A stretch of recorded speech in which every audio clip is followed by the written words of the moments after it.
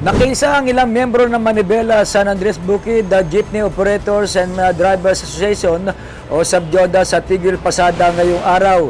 Ayon kay Eddie Gomosio, ang Vice President ng Manibela SABJODA Chapter, ang kanilang biyahe ay ang San Andres sa Padre Paura Ermita, vice versa.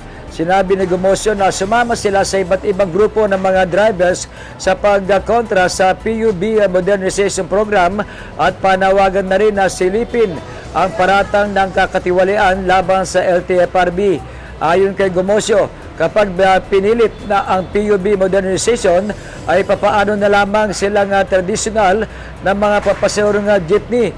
Babala niya may mga domino effect ito dahil hindi lamang drivers at operators ang mawawala ng kabuhayan, kundi pati na ang mga auto supply ay hihina na rin at ang mga welding shop at vulcanizing dahil sa karaniwang customer nila ay mga traditional na jeepney.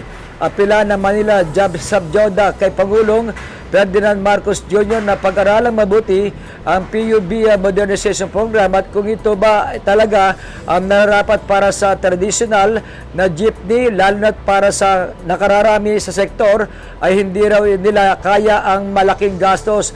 Dagdag pa ng grupo, kailangan ng sektor ang tulong mula sa gobyerno sa gitna na mataas pa ring presyo ng produktong petrolyo at mga bilihin. Mula sa kauna-unahan sa Pilipinas, DCRH, ito si Boy Gonzales, tuloy-tuloy sa pagbabalita, tuloy-tuloy sa serbisyo, sama-sama tayo Pilipino.